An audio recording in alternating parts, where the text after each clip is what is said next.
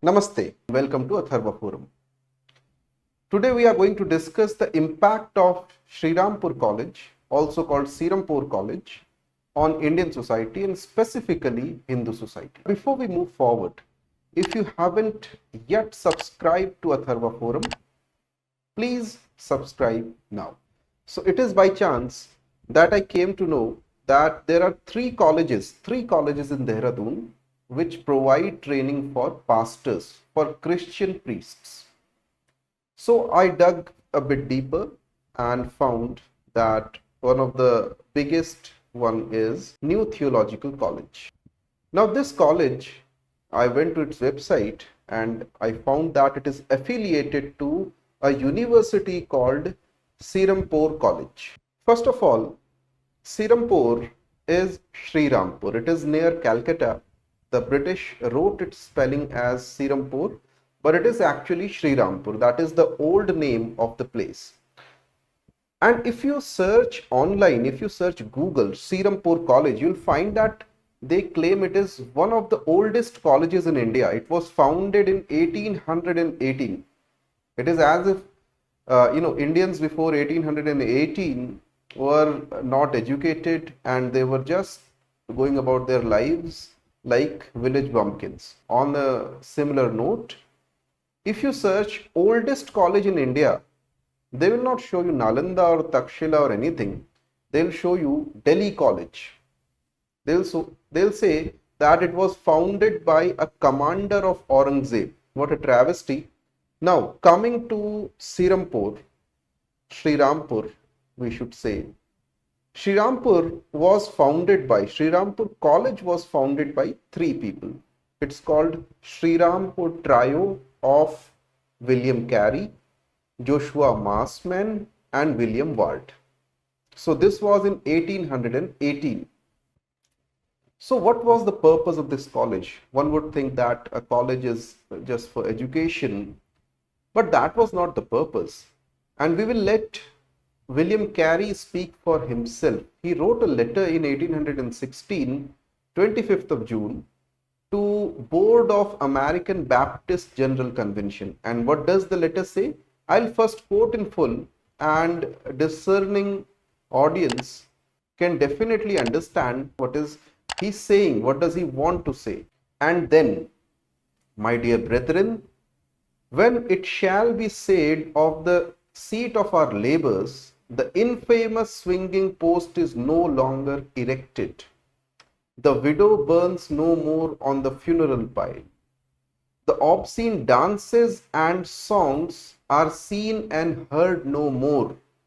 The gods are thrown to the moles and to the bats.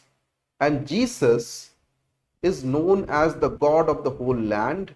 The poor Hindu goes no more to the Ganges to be washed from his filthiness, and to the fountain opened for sin and uncleanness. The temples are forsaken. The crowds say, let us go up to the house of the Lord, and he shall teach us of his ways. So that is the purpose. That is the purpose of Shrirampur College. Let us go into the history of Shrirampur College a bit. So in 1818, Shrirampur College was founded. And how do you found a college in that day and age? You get a charter from some king. So Shrirampur at that time was a colony of Denmark, and Denmark had a king. So they got a charter from the Danish king in 1827. If you go to the website of the college, you'll find the charter even today. The charter does tell what exactly is the purpose of the college. 1845, the Danish thought that living in India is not very easy now, and they wanted to go out of India. I mean, it's a very small country, and trading with India probably was not so profitable after all, and they couldn't actually capture much of India. British had already captured it. So 1845, they sold everything to British, but put a condition that Shrirampur College will continue to run. Carey, before he died, people said, the Baptist Missionary Society said, please sell this college to us, please give it to us, and we will run it our own way. But Carey had different ideas in mind. We'll see what those ideas were and how those fructified. Carey and his successors continued running the college. In 1918, British brought an act to govern the college. The charter is still there, but some conditions, other conditions were also put. One would think that after independence, perhaps we would let go of this college, this institution, which is built upon the idea that Christianity is superior and Hindus, all the Hindus, should be converted to Christianity.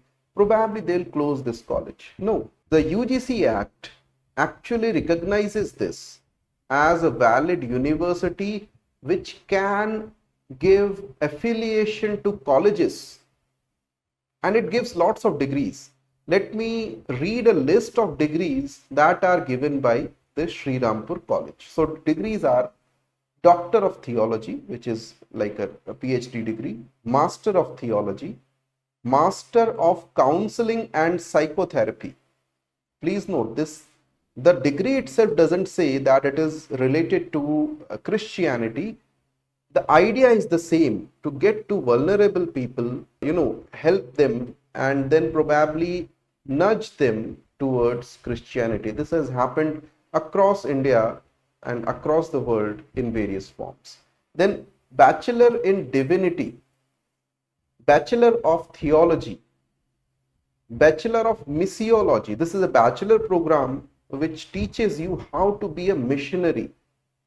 Diploma in Clinical Pastoral Counseling. So you become a counselor at schools, at colleges, at hospitals, wherever. Bachelor of Bible Translation Studies, so that you can translate Bible in a better manner in different languages. Doctor of Ministry, Master of Christian Studies, Bachelor of Christian Studies, Diploma of Christian Studies. And this is the only course that is open to people for all faiths. Like Diploma in Christian Studies can be done by Hindus, by Muslims, by Parsis or whatever religions there are. Other courses have to be done only by Christians. If you are a Christian, you will get admission, else you do not get admission. Your opportunities are limited if you are not Christian. Simple as that. Diploma in Bible Translation, Diploma in Worship and Music. So there is a list of degrees. There is a long list of degrees that this college, university can grant, does grant to different affiliated colleges and people. Some people directly study there, to them also. Now, why did William Carey not give his college to the Baptist Society, Baptist Missionary Society? He himself was a very gifted person. That much you have to credit. He was a very hard-working person. He was actually engaged in Fort William College, Calcutta. So why was he engaged in Calcutta? See, Fort William College in Calcutta, it was a college to prepare civil servants in how to deal with Indians. So teach them Indian manners, Indian religion, Indian languages, everything that is Indian. Of course, not only Britishers taught there, but William Carey was also a teacher. There were other teachers, of course. And if you read history of Indian languages, like Hindi language, you will find that Fort William College recruited many of the earliest persons related to modern Hindi language. But let us come back to William Carey. So he was recruited by Fort William College, and why? Because he was a polyglot. He could speak many languages, and he prepared grammar in 7 languages, dictionaries in 4 languages. He knew 13 languages. Then there are 4 books in Bengali and 2 in English that he wrote. So he worked hard all his life. Why? To amass to the society, to amass to the Christian college, to capture the sources of knowledge production. He prepared world's first and largest press with oriental scripts capable of printing material in 48 languages. In Serampore College, he established that press. It could print Bible in 48 languages. What else? The purpose of the college is to spread Christianity. He studied languages and everything. He established a press so that Bible can be. And there are languages you haven't heard of. There are languages that very few people, probably 10,000 or 1 lakh or 2 lakh people speak, and there are Bibles available in those languages because Christian missionaries, not only William Carey, others, they studied those languages, they prepared their grammar, they identified how they could best preach to these people, and then printed Bibles. In South Indian languages, for example, Malayalam, for example, Telugu, they translated the Bibles as Satya Veda. Satya, of course, is truth. Veda is Veda. Veda is, the Hindu religious books. So they marketed it as the true Veda. Of course, the other four are now false. This is the only true Veda. This is called Bible. You read this. So this happened in every language they put their hand on. They could work in. Carey recommended that his fellow Anglo-Indians learn and interpret Sanskrit in a manner compatible with colonial aims. To gain the ear of those who are thus deceived, it is necessary for them to believe that speaker has a superior language, superior knowledge of the subject, and in these circumstances, knowledge of Sanskrit is valuable. So learn Sanskrit so that you can impress others that you know everything, and whatever religious truth we are speaking is the only religious truth. It is the superior religious truth. And that is the whole philosophy behind Bible colleges. That is the whole philosophy behind theology courses. By cornering, by monopolizing the sources of knowledge production in many languages, and by cornering the influence among Western press, they could put the image of Hindus in whatever way they wanted. And that is what Carey did. If you see today, the same image persists even today in Western publications. So he was the first one to push atrocity on Hindus, that people burn their widows, people actually leave their old people on the ghats to die, people commit infanticide, and this is all generalized. Probably some people did something, and that has happened in every society across the world. But for Hindus, it was all Hinduism is bad, because all the Hindus, when somebody gets widowed, she is burnt. So social service was presented as a cover that we are going to save those Hindus, and for this we need your support. Even today, this is the modus operandi of missionaries. This was pioneered by William Carey. This is how they collect money in the world. So sati, infanticide, ghat murders, all these were blown out of proportion, called Was Hinduism Invented, by Brian Pennington. And he says the Hinduism that he presented to Westerners was a fabricated Hinduism, crazed by bloodlust and devoted to the service of devils. That was the image of Hinduism put in front of Western Christian people.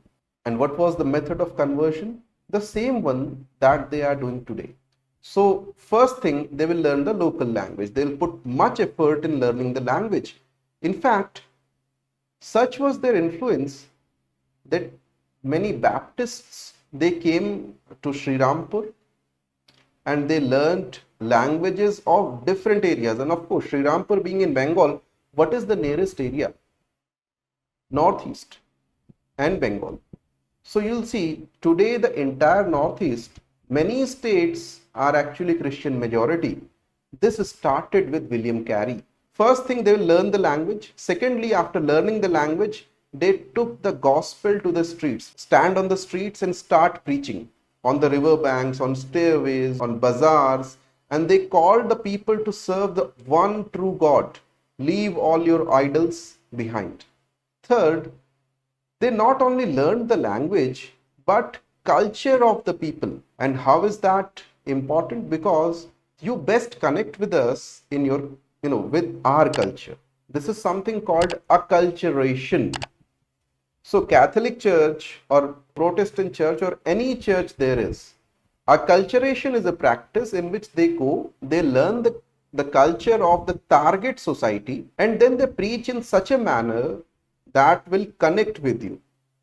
So you can see in Punjab, many preachers are actually, they are wearing these turbans, Christian preachers, and they are speaking a language that is close to rural Punjabis. They are speaking in an idiom that is close to them. Fourth, they used songs and musics. The famous choirs that you'll see, the church songs in Meghalaya, Shillong, and Nagaland, they are famous. The start happens here. The start happens with William Carey and Serampore College. Now, what was the impact of these things? The first impact continues even today. They cornered state support. First, with state support, they changed the demography of Northeast and many other areas. Northeast started Christianizing in that period. In fact, it is directly connected to William Carey. So, one of the first preachers in Manipur. So, preachers went from Srirampur College to Manipur, to Nagaland, and unfortunately or fortunately, Christian missionaries in the area of education still retain the state support. They went in the guise of education. So, I'll give you one example from today. There is a Catholic Bishops' Conference of India. You'll see whenever there is a talk of atrocities, so-called atrocities on Indian Christians, CBCI, Catholic Bishops' Conference of India, is at the forefront. You'll see its statements and everything in the newspapers, like the Hindu or Frontline or wherever. Now, this CBCI in 2000, there was an NDA government. It's not even a UPA government. So, February 2000, they signed an MOU, Memorandum of Understanding with IGNOU. What was the MOU about? They will prepare many courses for IGNOU that continue to this day, 23 years later. So, for example, certificate and diploma in HIV and family education. This is perhaps fine. Then, bachelor in social work, postgraduate diploma in social work, both prepared by Catholic Bishops' Conference of India, masters in social work. The latest additions are bachelor and master degree in programs in philosophy. If you want to do BA or MA philosophy from IGNOU, your course is prepared by Catholic Bishops' Conference of India. You can see it on the front page of your course material.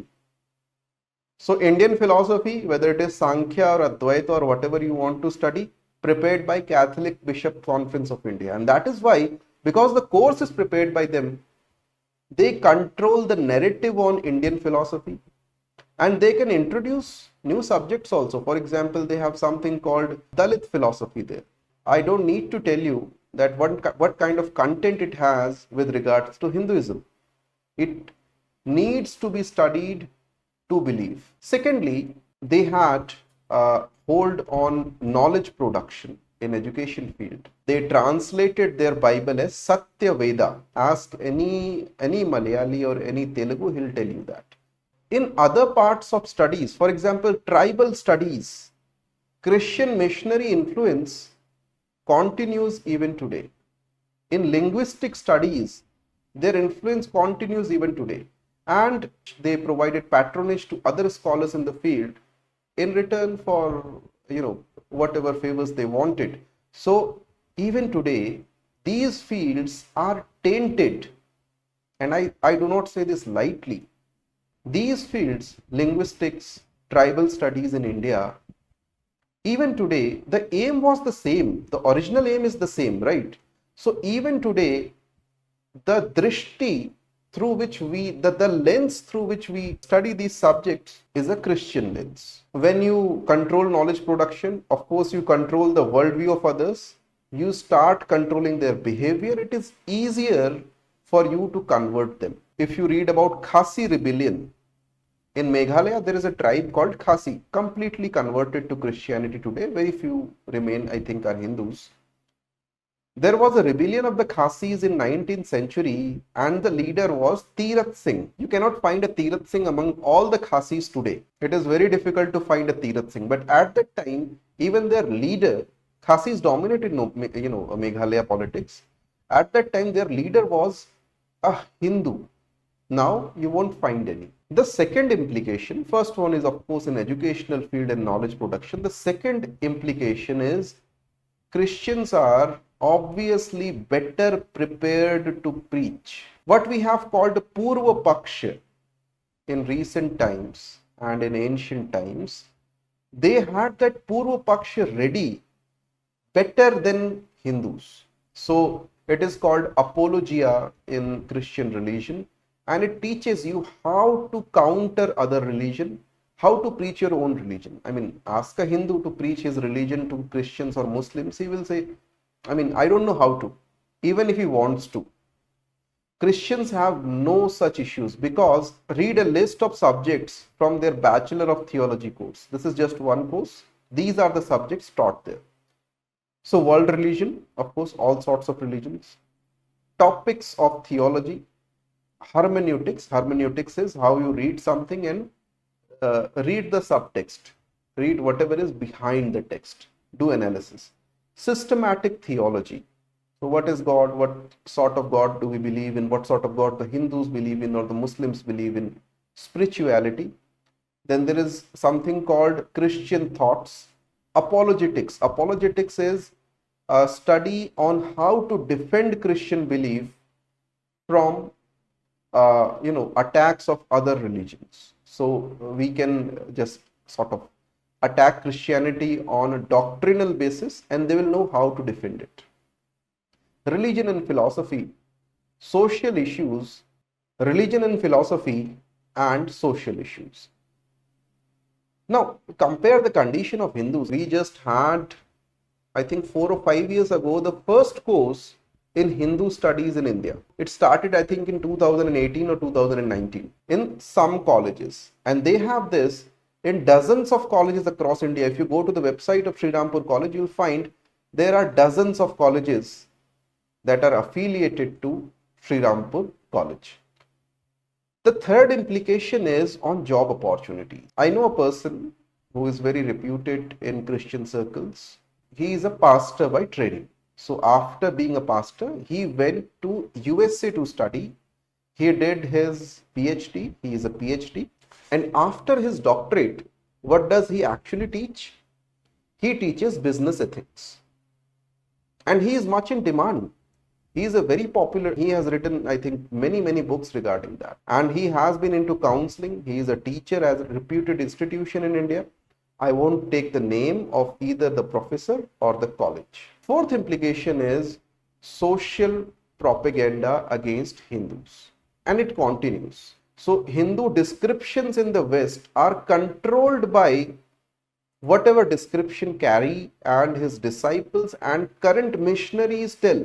They'll tell you that India has its killing fields of people.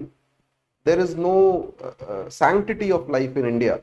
Recently, there was an article in New York Times about witches in India and how they are being hunted. Witch hunting and witch burning is an eminently Christian characteristic from medieval times until 20th century.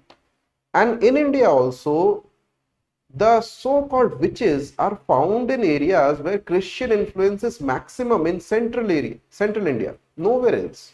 But still, NYT will say that it is due to Hinduism. So this is the fourth implication. Now, what should Hindus learn? This is the main thing. First thing is believe in institution building, like Carey did.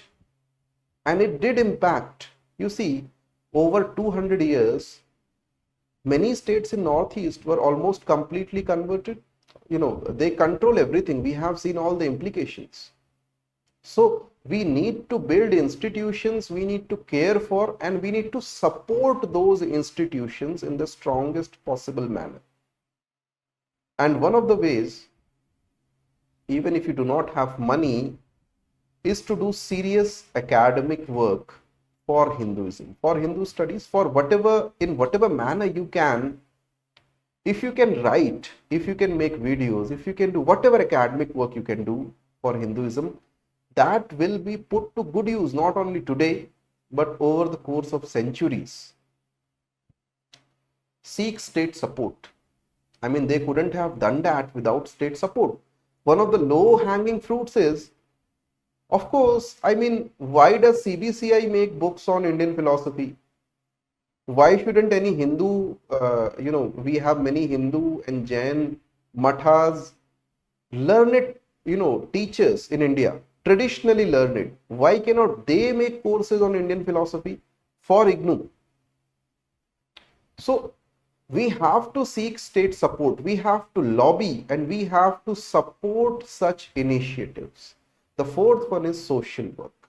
Okay, this is how we recognize our ancestors. We go to a temple, it's a grand temple, and it was built by somebody over 300, 500 or 2000 years ago, because they believed in the power of social work. And we have to get that spirit again. We have to start again working for the society. I would be happy for any feedback that you can give in the comments. Thank you. Namaste.